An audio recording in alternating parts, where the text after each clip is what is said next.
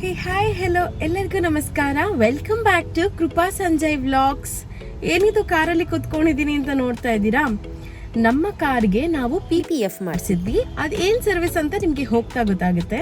So car ತೊಗೊಂಡಿದ್ದ ಹೊಸದ್ರಲ್ಲೇ ಮಾಡಿಸಿದ್ವಿ. ಯಾವುದೇ ಚಿಕ್ಕ ಪುಟ್ಟ ಸ್ಕ್ರ್ಯಾಚ್ಗಳೆಲ್ಲ ಆಯ್ತಂತ ಅಂದರೆ ಅಫ್ಕೋರ್ಸ್ ಕಾರ್ನೆಲ್ಲ ತುಂಬ ಇಷ್ಟಪಟ್ಟು ಮನ್ಸಾರೆ ತೊಗೊಂಡಿರ್ತೀವಲ್ವಾ, ಒನ್ ಟೈಮ್ ಇನ್ವೆಸ್ಟ್ಮೆಂಟ್ ಅಂತ. ಸೊ ಒಂದು ಚಿಕ್ಕ ಸ್ಕ್ರ್ಯಾಚ್ ಆದ್ರೂ ನಮಗೆ ಏನೋ ಆಯಿತು ಅನ್ನೋಷ್ಟು ನೋವು ಆಗುತ್ತೆ. ಸೊ ಅದೆಲ್ಲ ಆಗಬಾರ್ದು ಅಂತ ಹೇಳಿಬಿಟ್ಟು ನಾವು ಸ್ಟಾರ್ಟಿಂಗಲ್ಲೇ ಕಾರ್ ತೊಗೊಂಡಿದ್ದ ಹೊಸದ್ರಲ್ಲೇ PPF ಮಾಡಿಸಿದ್ವಿ. ಅದು ಒಂದು ಪ್ರೊಟೆಕ್ಷನ್ ಲೇಯರ್. ಸೊ ಅದನ್ನು ನಾವು ಎಸ್ಪರ್ಟೋ ಅನ್ನೋ ಒಂದು ಶೋರೂಮಲ್ಲಿ ಮಾಡಿಸಿದ್ದು. ಇಲ್ಲಿ ಎಲ್ಲ ರೀತಿಯ ಕಾರ್ ಸರ್ವಿಸ್ಗಳು ಮಾಡಿಕೊಡ್ತಾರೆ. ಅಂದರೆ ಈ ಥರ ಸ್ಪೆಷಲ್ ಸರ್ವಿಸಸ್ ಅಂತ ಹೇಳ್ಬೋದು, ನಾರ್ಮಲ್ ಜನರಲ್ ಸರ್ವಿಸ್ ಅಲ್ಲ. ಸೆರಾಮಿಕ್ ಕೋಟಿಂಗ್ ಆಗಿರ್ಬೋದು, ಈ ಥರ ಎಲ್ಲ ಥರದ್ದು ಮಾಡ್ತಾರೆ. ನಿಜಕ್ಕೂ ಈ ಜಾಗ ಗೊತ್ತಾದಾಗಿಂದ ನಮ್ಗಂತೂ ತುಂಬಾ ಯೂಸ್ಫುಲ್ ಆಗಿದೆ. ಚಿಕ್ಕ ಪುಟ್ಟ ಸ್ಕ್ರ್ಯಾಚಸ್ ಅಂತ ಏನೇ ಆದ್ರೂ ಜಸ್ಟ್ ಒಂದು ಸರ್ವಿಸಲ್ಲೇ ಹೊಟ್ಟೋಗುತ್ತೆ ಅಂತ ಹೇಳ್ಬೋದು.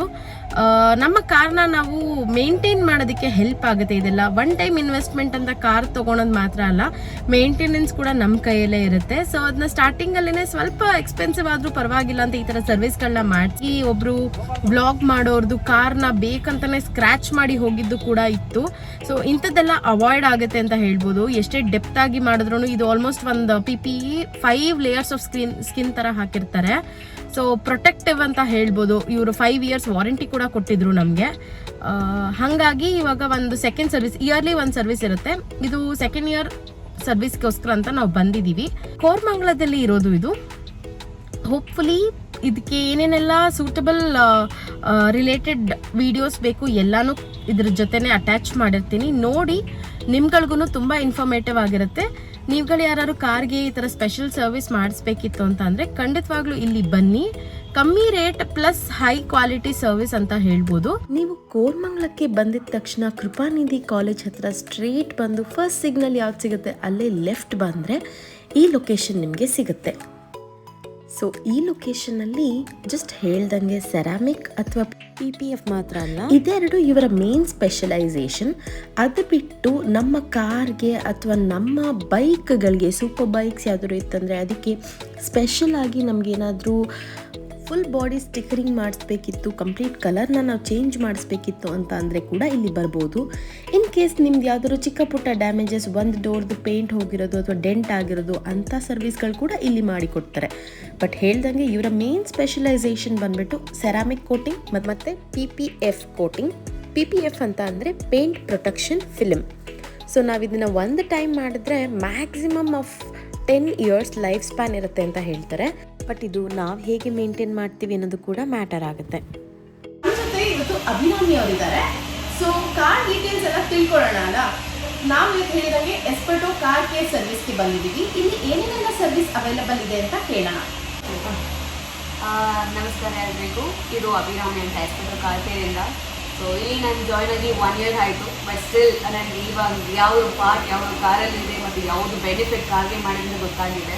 ಸೊ ಅದರಲ್ಲಿ ಏನು ಸರ್ವಿಸ್ ಪ್ರೊವೈಡ್ ಮಾಡ್ತೀವಿ, ಅದರಿಂದ ಏನು ಬೆನಿಫಿಟ್ ಆಗುತ್ತೆ, ಯಾವುದು ಬೆಸ್ಟ್ ಅಂತ ನಿಮಗೆ ಹೇಳ್ತೀನಿ. ಬಿಕಾಸ್ ಇಲ್ಲಿ ಹೊಸ ಕಾರ್ ಎಲ್ಲ ಪರ್ಚೇಸ್ ಮಾಡ್ತಾರೆ, ಬಟ್ ಎಲ್ರಿಗೂ ಗೊತ್ತಾಗಲ್ಲ ಯಾಕೆ PPF important or ceramic important ಅಂತ.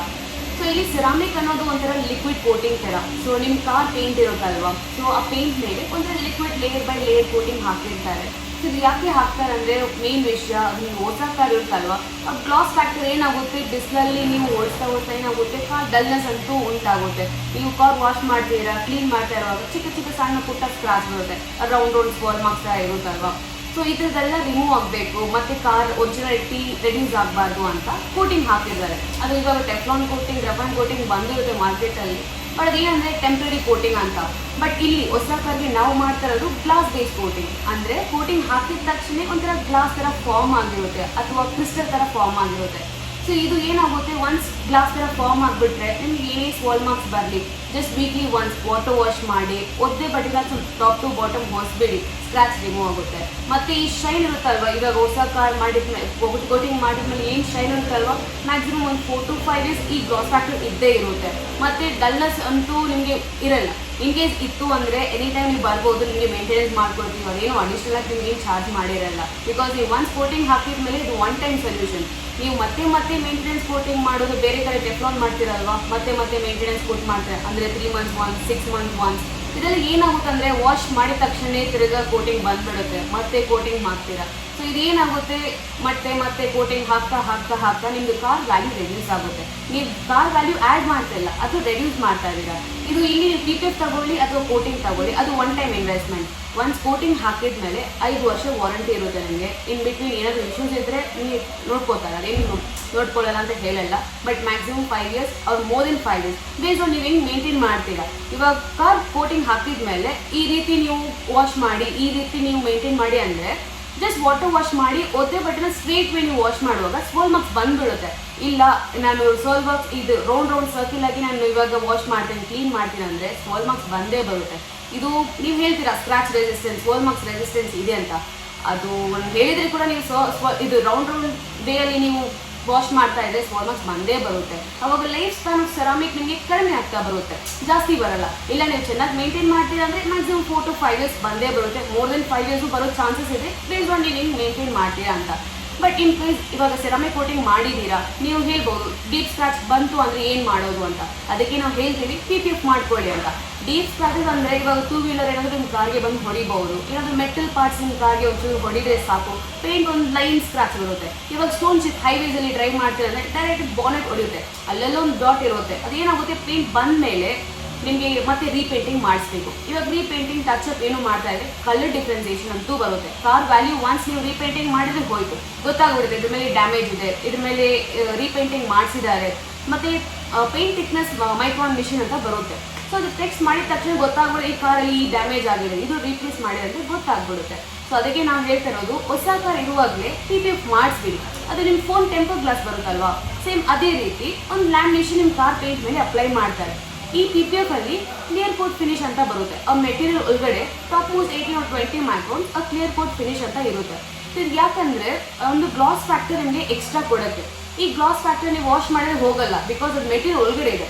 ಇವಾಗ ಸ್ವಲ್ಪ ಜನ ಏನು ಮಾಡ್ತಾರೆ, PPF ಅಪ್ಲೈ ಮಾಡಿ ಅದ್ರ ಮೇಲೆ ಕೋಟಿಂಗ್ ಹಾಕಿರ್ತಾರೆ. ಸೊ ಅದು ಹಾಕುವಾಗ ಏನಾಗುತ್ತೆ, ವಾಶ್ ಮಾಡ್ತೀರಾ ಕೋಟಿಂಗ್ ಬಂದ್ಬಿಡುತ್ತೆ, ಮತ್ತೆ ಡಲ್ನೆಸ್ ಆಗುತ್ತೆ, ಮತ್ತೆ ಪಾಲಿಶಿಂಗ್ ಮಾಡಬೇಕು, ಎಕ್ಸ್ಪೆನ್ಸ್ ಜಾಸ್ತಿ ಇರುತ್ತೆ.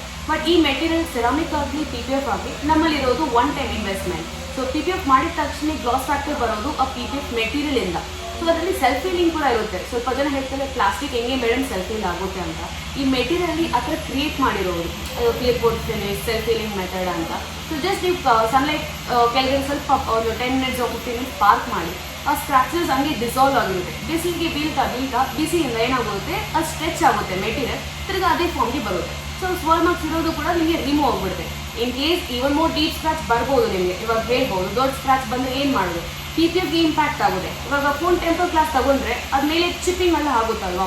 ಸೊ ಅದೇನು ಮಾಡ್ತಾರೆ, ಇನ್ನೂ ಸ್ವಲ್ಪ ಸ್ಕ್ರಾಚ್ ಬರಲಿ ಆಮೇಲೆ ರಿಪ್ಲೇಸ್ ಮಾಡ. ನಿಮ್ಗೆ ಗೊತ್ತು ಒರಿಜಿನಲ್ ಗ್ಲಾಸಲ್ಲಿ ಪ್ರೊಟೆಕ್ಟ್ ಆಗಿದೆ ಅಂತ. ಸೊ ಏನು ಮಾಡ್ತೀರಾ, ಸ್ಕ್ರಾಚ್ ಬರಲಿ ಇನ್ನೂ ಬರಲಿ ಅಂತ ರಿಮೂವ್ ಮಾಡ್ತಾರೆ. ಸ್ವಲ್ಪ ಜನ ಏನು ಮಾಡ್ತಾರೆ ಅಂದರೆ, ಒಂದು ಚೂರು ಸ್ಕ್ರಾಚ್ ಆದರೆ ಸಾಕು, ನನಗೆ ಈ ಸ್ಕ್ರಾಚ್ ನೋಡೋಕ್ಕೆ ಇಷ್ಟ ಆಗ್ತಾಯಿಲ್ಲ, ನನ್ನ ಫೋನ್ ಹೊಸದಾಗಿರಬೇಕು ಅಂತ ರಿಮೂವ್ ಮಾಡಿ ರೀಪ್ಲೇಸ್ ಮಾಡ್ಕೊತಾರೆ. ಸೇಮ್ ವೇ ಇವಾಗ ನಿಮ್ಮ ಫ್ರಂಟ್ ಬಂಪರ್ ಏನಾದರೂ ದೊಡ್ಡ ಸ್ಕ್ರಾಚ್ ಆಯಿತು, ಆಕ್ಸಿಡೆಂಟ್ ಆಯಿತು ಅಂದರೆ ಆ ಫ್ರಂಟ್ ಬಂಪರ್ ಇರುತ್ತಲ್ಲ ಆ ಪೋರ್ಷನ್ ರಿಮೂವ್ ಮಾಡಿ ರೀಪ್ಲೇಸ್ ಮಾಡ್ಕೋಬಹುದು. ಬಟ್ ನೀವು ಪೇಂಟ್ ಮಾಡೋದು ಅವಶ್ಯಕತೆ ಇಲ್ಲ, ಮತ್ತೆ ನಿಮಗೆ ಡಲ್ನೆಸ್ ಅಂತೂ ಉಂಟಾಗಲ್ಲ, ಬಿಕಾಸ್ ಅದು ಸೇಮ್ ಮೆಟೀರಿಯಲ್ ಅದು ರೀಪ್ಲೇಸ್ ಮಾಡ್ತೀವಿ. ಎಲ್ಲ ಪ್ಯಾನಲ್ಗೂ ರೀಪ್ಲೇಸ್ ಮಾಡೋದು ಬೇಕಾಗಿಲ್ಲ, ಜಸ್ಟ್ ಆ ಪೋರ್ಷನಲ್ಲಿ ಎಲ್ಲಿ ಇಂಪ್ಯಾಕ್ಟ್ ಆಗಿದೆಯೋ ಅಲ್ಲಿ ರಿಮೂವ್ ಮಾಡಿ ರೀಪ್ಲೇಸ್ ಮಾಡ್ಕೋಬಹುದು. ಇವಾಗ ನಿಮಗೆ ಫಿಸಿಕಲ್ ಆಗಿ ಪ್ರಾಕ್ಟಿಕಲ್ ತೋರಿಸ್ಬೇಕಂದ್ರೆ ಕಾರ್ ನೋಡಿದ್ರೆ ಗೊತ್ತಾಗುತ್ತೆ. ಇವಾಗ ನಾವು ಏನು ಮಾಡ್ತೀವಿ ಅಂದರೆ, ಇವಾಗ ಕೇಳ್ಬೋದು ನೀವು ನಿಮ್ಮ PPF ಡಿಫ್ರೆನ್ಸ್ ಮತ್ತು ಮಾರ್ಕೆಟಲ್ಲಿ 70,000-60,000 PPF ಇದೆ.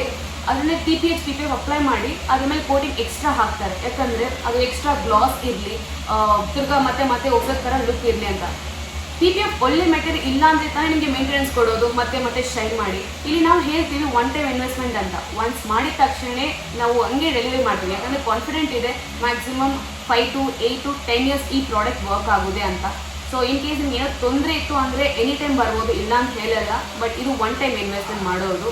ಇನ್ಸ್ಟೆಡ್ ಆಫ್ ಸ್ಪೆಂಡಿಂಗ್ ಇವಾಗ ಸ್ವಲ್ಪ 30,000, 70,000, 60,000 ಆಗಾಗ ಸ್ಪೆಂಡ್ ಮಾಡೋದು ಬದಲು one time investment more than lac, ಇವಾಗ 1,20,000 ಇಂದ ಸ್ಟಾರ್ಟ್ ಆಗ್ತಿದೆ PPF ನಮ್ಮ ಹತ್ರ. ಬಟ್ ಅದು ನಿಮಗೆ ಏನು ಇನ್ವೆಸ್ಟ್ಮೆಂಟ್ ಮಾಡ್ತಿರೋ ಮ್ಯಾಕ್ಸಿಮಮ್ 10 years ಅದು ನಿಮಗೆ ಸೇಫ್, ಕಂಪ್ಲೀಟ್ಲಿ ಸೇಫ್. ನಿಮ್ಮದು ಫ್ಯಾಕ್ಟ್ರಿ ಫಿನಿಶ್ ಪೇಂಟ್ ಹೆಂಗಿರುತ್ತೋ ಹಂಗಿರುತ್ತೆ. ಸ್ವಲ್ಪ ಜನ ಕೇಳ್ತಾರೆ PPF ರಿಮೂವ್ ಮಾಡುವಾಗ ಪೇಂಟ್ ಬಂದುಬಿಡುತ್ತಲ್ವ ಮೇಡಮ್, ಬಿಕಾಸ್ ಅದು ಪ್ಲಾಸ್ಟಿಕ್ ಅಥವಾ ಸ್ಟಿಕ್ಕರಿಂಗ್ ವರ್ಕ್ ಬಂದುಬಿಡುತ್ತೆ. ತುಂಬ ಸತಿ ಆಗಿದೆ ಸರ್, ಅಂದರೆ ಬೇರೆ ಕಡೆ ಎಲ್ಲ ಮಾಡಿರ್ತಾರೆ, ನೋಡಿದ್ದೀನಿ ಪೇಂಟ್ ರಿಮೂವ್ ಮಾಡುವಾಗ ಪೇಂಟ್ ಸಮೇತನೇ ಬಂದಿರುತ್ತೆ. ಅದು ಯಾಕೆಂದರೆ PPF ಒಳಗಡೆ ಒಂಥರ ಅದೇಸಿವ್ ಪಾರ್ಟ್ ಇರುತ್ತೆ, ಅಂದರೆ ಗಮ್ ಪಾರ್ಟ್ ಇರುತ್ತೆ. ನಿಮ್ಮ ಕಾರ್ ಪೇಂಟ್ ಇರೋದು 135 ಮೈಕ್ರಾನ್ ಥಿಕ್ನೆಸ್. ಇನ್ ಕೇಸ್ ನಾನು ಏನಾದರೂ 200 ಮೋರ್ ದೆನ್ 200 ಮೈಕ್ರಾನ್ ಥಿಕ್ನೆಸ್ ಹಾಕ್ಬಿಟ್ರೆ ಅದು ಪೇಂಟ್ಗಿಂತ ಹೆವಿ ಆಯ್ತಲ್ವಾ. ಸೊ ನೀವು ರಿಮೂವ್ ಮಾಡುವಾಗ ಆಬ್ವಿಯಸ್ ಪೇಂಟ್ ಸಮೇತನೇ ಬಂದ್ಬಿಡುತ್ತೆ, ಅದು ಪೇಂಟ್ಗಿಂತ ಹೆವಿಯರ್. ಸೊ ಅದು ನೀವು ರಿಮೂವ್ ಮಾಡುವಾಗ ಲೇಟರ್ ಏನಾಗುತ್ತೆ, ಚೆನ್ನಾಗಿ ಬಾಂಡ್ ಆಗಿಬಿಟ್ಟಿರುತ್ತೆ ಪೇಂಟ್ ಜೊತೆ. ನೀವು ರಿಮೂವ್ ಮಾಡುವಾಗ ಪೇಂಟ್ ಸಮೇತನೇ ಬಂದ್ಬಿಡುತ್ತೆ. ಸೊ ಅದಕ್ಕೆ ನನಗೆ 130 ಮೈಕ್ರಾನ್ಸ್ ಅಂದರೆ 180 ಮೈಕ್ರಾನ್ಸ್ ಅಂತ ಇರ್ತೀನಿ. ಇದು ಯಾಕಂದರೆ ಡೀಪ್ ಇಂಪ್ಯಾಕ್ಟ್ ಯಾವುದೇ ಇರಲಿ ಅದು ಪ್ರೊಟೆಕ್ಟ್ ಆಗಲಿ, ಯಾವುದೇ ಇಂಪ್ಯಾಕ್ಟ್ ಆಗಲಿ PPF ಮೇಲೆ ಇರೋದು ಇಂಪ್ಯಾಕ್ಟ್ ಪೇಂಟ್ಗೆ ಹೊಡೆಯಲ್ಲ. ಇನ್ ಕೇಸ್ ಮೆಟಲ್ ಹೊಡೆದೋಯ್ತು ಅಂದರೆ ನಾವು ಸೇವ್ ಮಾಡಲ್ಲ, ಮೆಟಲ್ ಅಂತೂ ಹೋಯ್ತು ಅಂದರೆ PPF ಪ್ರೊಟೆಕ್ಟ್ ಆಗಲ್ಲ. ಆ ಥರ ಸ್ಕ್ರಾಚ್ ಏನೂ ಹೆಲ್ಪ್ ಆಗಲ್ಲ. ಬಟ್ ಮೇಜಾರಿಟಿ ಅಂದರೆ ಡೀಪ್ ಇಂಪ್ಯಾಕ್ಟ್ ಎಲ್ಲ ಪ್ರೊಟೆಕ್ಟ್ ಆಗಲಿ. ಇವಾಗ ಸೆರಾಮಿಕ್ ಕೋಟಿಂಗ್ ಇನ್ ಕೇಸ್ ಮಾಡಿದ್ದೀರಾ ಅಂದರೆ ಅದರಲ್ಲಿ ಒಂದು ಸಣ್ಣ ಪುಟ್ಟ ಸ್ಕ್ರಾಚ್ ಬರುತ್ತೆ, ಸ್ಮಾಲ್ ಮಾರ್ಕ್ಸ್ ರಿಮೂವ್ ಆಗುತ್ತೆ. ಇನ್ ಕೇಸ್ ದೊಡ್ಡ ಸ್ಕ್ರಾಚ್ ಬಂತು ಅಂದರೆ ಅಲ್ಲಲ್ಲಿ ದೊಡ್ಡ ಸ್ಕ್ರಾಚ್ ಬರುತ್ತೆ. ನೀವು ಯಾವುದು ಬೆಸ್ಟು ಅಂದರೆ PPF ಬೆಸ್ಟ್ ಅಂತ ಹೇಳ್ತೀನಿ. ಯಾಕಂದರೆ ಅಲ್ಲಿ ಇಲ್ಲಿ ದೊಡ್ಡ ಸ್ಕ್ರಾಚ್ ಸ್ಟೋನ್ ಹಿಟ್ಟಿಂಗ್ ಬಂತು ಅಂದರೆ ಪೇಂಟ್ ಬಂದಿರುತ್ತೆ, ಮತ್ತೆ ಪೇಂಟ್ ಮಾಡಬೇಕಲ್ವಾ, ಎಕ್ಸ್ಪೆನ್ಸ್ ಜಾಸ್ತಿ ಅಲ್ವಾ. ಬಟ್ PPF ಅನ್ನೋದು ಅಂದರೆ ರಿಮೂವ್ ಮಾಡಿ ರೀಪ್ಲೇಸ್ ಮಾಡ್ಕೋಬೋದು. ನಿಮ್ಮ ಒರಿಜಿನಾಲಿಟಿ ಫ್ಯಾಕ್ಟ್ರಿ ಫಿನಿಶ್ ಸೇಮ್ ಹಂಗೆ ಇರುತ್ತೆ. ಸೊ ಇದನ್ನು ಪ್ರಾಕ್ಟಿಕಲಾಗಿ ಹೇಳಬೇಕು ಅಂದರೆ ಕಾರ್ ಮೇಲೆ ನೋಡಿದ್ರೆ ನಿಮ್ಗೆ ಇನ್ನೂ ಚೆನ್ನಾಗಿ ಗೊತ್ತಾಗುತ್ತೆ. ನೋಡೋಣ ಬನ್ನಿ.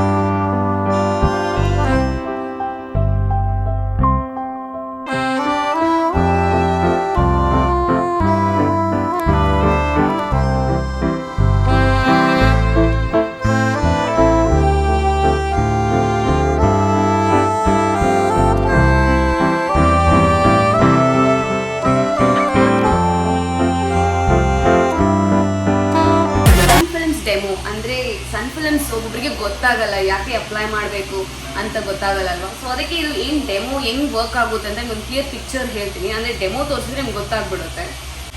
ಸೊ ಇದು ಏನಂದರೆ ಬಿಸಿಲಲ್ಲಿ ಆಫ್ಟರ್ನೂನ್ ಹೋಗ್ತಿರಲ್ಲ ಹೊರಗಡೆ, ಸೊ ನೀವು ಏನು ಬಿಸಿಲಲ್ಲಿ ಎಷ್ಟು ಹೀಟ್ ಇರುತ್ತೋ ಈ ಮಿಷಿನ್ ನಿಮಗೆ ಅಷ್ಟು ಹೀಟ್ ಜನ್ರೇಟ್ ಮಾಡುತ್ತೆ. ಇದು ಹೆಂಗೆ ಮೇಡಮ್ ಗೊತ್ತಾಗುತ್ತೆ ವಿಡಿಯೋದಲ್ಲಿ ನಿಮ್ಗೆ ಕೇಳ್ಬೋದು. ಸೊ ಇದು ಸೋಲಾರ್ ಪವರ್ ಕನೆಕ್ಟ್ ಆಗಿದೆ. ಇದು ಬಿಸಿಲು ಹೆಂಗೆ ಇರುತ್ತೋ ಜಾಸ್ತಿ ಇರುತ್ತೋ ಅದಷ್ಟು ಸ್ಪೀಡ್ ಓಡುತ್ತೆ. ನೋಡಿ ನಿಮಗೆ ಗೊತ್ತಾಗುತ್ತೆ ಇದು ಎಷ್ಟು ಸ್ಪೀಡ್ ರನ್ ಆಗ್ತಾ ಇದೆ ಅಂತ.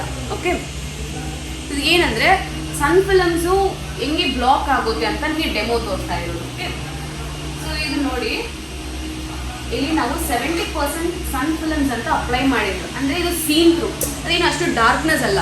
ಕೇಳ್ಬೋದು 70% ಅಂದರೆ ಡಾರ್ಕ್ನೆಸ್ನ ಅಥವಾ ಲೈಟ್ ಶೇಡ್ನ, 70% ಅನ್ನೋದು ವಿಸಿಬಿಲಿಟಿ, 30% ಅಂದ್ರೆ ಡಾರ್ಕ್ ಸೈಡ್. ಅಂದರೆ 30% ಡಾರ್ಕ್ನೆಸ್ ಇರುತ್ತೆ, 70% ವಿಸಿಬಿಲಿಟಿ ಇರುತ್ತೆ. ಇದು ನೋಡಿ ಕಂಪ್ಲೀಟ್ ಸನ್ಲೈಟ್ ಹೀಟ್ ಹೊರಗಡೆಯಿಂದ ನಿಮ್ಮ ಇಂಟೀರಿಯರ್ಗೆ ಕಂಪ್ಲೀಟ್ ಬ್ಲಾಕ್ ಆಗುತ್ತೆ. ಓಕೆ, ಸೊ ಅದರಲ್ಲಿ ಹಿಂಗೆ ಡಿಫ್ರೆಂಟ್ ಶೇಡ್ಸ್ ಕೂಡ ಬರುತ್ತೆ. ನೋಡಿ ಗ್ರೀನ್ ಕಲರ್ ಶೇಡ್ ನೋಡಿ, ಇದು ನಾರ್ಮಲ್ ಗ್ಲಾಸ್. ಓಕೆ, ಇದು ಹಾಕಿದ್ರು ಸನ್ಲೈಟ್ ಹೀಟ್ ಔಟ್ಸೈಡಿಂದ ಇಂಟೀರಿಯರ್ಸ್ಗೆ ಈಸಿಯಾಗಿ ಪಾಸ್ ಆಗುತ್ತೆ. ಇವಾಗ ಹಾರ್ಮ್ಫುಲ್ UV ರೇಸ್ ಕೂಡ ಇರ್ಬೋದಲ್ವಾ. ಇದು ಏನಾಗುತ್ತೆ, ಹಾರ್ಮ್ಫುಲ್ UV ರೇಸ್ ಇದ್ದರೆ ಕೂಡ ಒಳಗಡೆ ಪಾಸ್ ಆಗಿ ಇಂಟೀರಿಯರ್ಸ್ ಫೇಡ್ ಆಗಿಬಿಡುತ್ತೆ. ಲೆದರ್ ಸೀಟ್ಸ್ ಆಗಲಿ, ಪಿಯಾನೋ ಪ್ಯಾನಲ್ಸ್ ಆಗಲಿ ಹೀಟ್ ಆದರೆ ಡಲ್ನೆಸ್ ಅಂತೂ ಕ್ರಿಯೇಟ್ ಆಗಿಬಿಡುತ್ತಲ್ವಾ. ಇವಾಗ ಸನ್ ಫಿಲ್ಮ್ಸ್ ನೋಡಿ ಶೇಡ್ಸ್ ಡಿಫ್ರೆನ್ಸ್ ಅಲ್ಲೂ ಇದೆ, ಬಟ್ ಇದರಲ್ಲಿ ನಿಮಗೆ ಟೆನ್ಸ್ ಅಂದರೆ ಯು ವಿ ರಿಜೆಕ್ಷನ್ ಇರುತ್ತೆ, ಹೀಟ್ ರಿಜೆಕ್ಷನ್ ಇರುತ್ತೆ.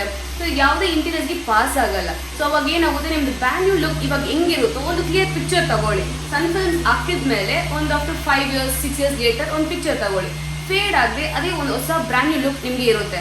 ಮೋಸ್ಟ್ಲಿ ಇವಾಗ ಚಿಕ್ಕ ಮಕ್ಕಳು ಇರ್ತಾರೆ ಅಂದರೆ ಅವ್ರಿಗೆ ಕಂಪ್ಲೀಟ್ ನೀವು ಅವಾಗ ಶೇಡ್ ಹಾಕೋಕ್ಕಾಗಲ್ಲ. ಇದು ಒನ್ಸ್ ಹಾಕ್ಬಿಟ್ರೆ ಒಂದು ಪರ್ಮನೆಂಟ್ ಮ್ಯಾಕ್ಸಿಮಮ್ 10 to 15 years ನಿಮಗೆ ಅದು ಏನು ಹೀಟ್ ರಿಡಕ್ಷನ್ ಇರುತ್ತೋ ಅದು ಸೇಮ್ ವರ್ಕ್ ಆಗುತ್ತೆ. ಇನ್ ಕೇಸ್ ಇಲ್ಲ ಇವಾಗ ಏನೋ ಶಾಟ್ರಿಂಗ್ ಆಯಿತು ಅಂದರೆ ನೋಡಿ, ಇವಾಗ ಗ್ಲಾಸ್ಗೆ ಡೈರೆಕ್ಟಾಗಿ ಅಫೆಕ್ಟ್ ಅಂದರೆ ಒಳಗಡೆ ಯಾರು ಕುತ್ಕೊಂಡಿರುತ್ತೆ ಮುಖಕ್ಕೆ ಹೊಡೆದು ಬಿಡುತ್ತೆ. ಬಟ್ ಅಲ್ಲಿ ಸನ್ ಫಿಲ್ಮ್ ಹಾಕಿದ ತಕ್ಷಣ ಏನು ಶಾಟ್ರಿಂಗ್ ಇದ್ದರೆ ಕೂಡ ಆ ಫಿಲ್ಮ್ಗೆ ಇರುತ್ತೆ, ನಿಮ್ಮ ಮುಖಕ್ಕೆ ಅಫೆಕ್ಟ್ ಆಗಲ್ಲ. ಇದರಿಂದ ನಿಮಗೆ ಜಾಸ್ತಿ ಬೆನಿಫಿಟ್ ಇದೆ.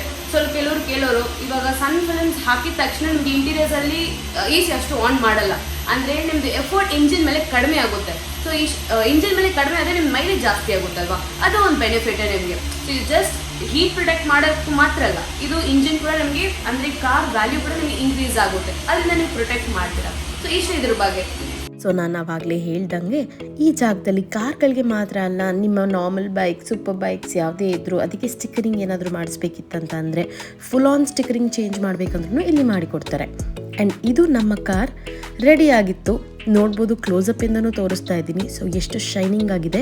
ಇಲ್ಲಿರೋ ಲೈಟ್ ಎಫೆಕ್ಟ್ಸ್ಗೆ ಮಾತ್ರ ಹೀಗೆ ಕಾಣಿಸ್ತಾ ಇಲ್ಲ. ಸೊ ಹಾಗಾಗಿನೇ ನಾನು ಕ್ಲೋಸಪ್ ಲುಕ್ಕಲ್ಲಿ ಕೂಡ ತೋರಿಸಿದೆ. ಆ್ಯಕ್ಚುಲಾಗಿ ನಾನು ಈ ವ್ಲಾಗ್ ಮಾಡಬೇಕಾಗಿರೋ ಉದ್ದೇಶನೇ ಇದು. ಈ ಮಾಹಿತಿನ ನಿಮ್ಮೆಲ್ಲರಿಗೂ ತಿಳಿಸ್ಕೊಡ್ಬೇಕು. ನಿಮ್ಮ ಕನಸು ಅಂತ ತೊಗೊಂಡಿರೋವಂಥ ಕಾರ್ನ ಪ್ರೊಟೆಕ್ಟಿವ್ ಆಗಿ ಇಟ್ಕೊಂಡಿರಬೇಕು ಅಂತ. ಸೊ ಹೋಪ್ಫುಲಿ ಪ್ರತಿಯೊಂದು ವಿಷಯನೂ ನಿಮಗೆ ತಿಳಿಸಿದ್ದೀನಿ. ಇನ್ಫಾರ್ಮೇಟಿವ್ ವಿಡಿಯೋ ಆಗಿ ಇದೆ ಅಂತ ಅಂದ್ಕೊತೀನಿ. ಸೊ ಈ ವಿಡಿಯೋ ನಿಮಗೆ ಇಷ್ಟವಾಗಿದ್ದಲ್ಲಿ ಪ್ಲೀಸ್ ನನ್ನ ವಿಡಿಯೋನೆಲ್ಲ ಲೈಕ್ ಮಾಡಿ, ಶೇರ್ ಮಾಡಿ, ಕಮೆಂಟ್ ಮಾಡಿ, ನನ್ನ ಚಾನಲ್ಗೆ ಸಬ್ಸ್ಕ್ರೈಬ್ ಆಗಿ. ಮುಂದಿನ ವ್ಲಾಗ್ವರೆಗೂ ನಮಸ್ತೆ.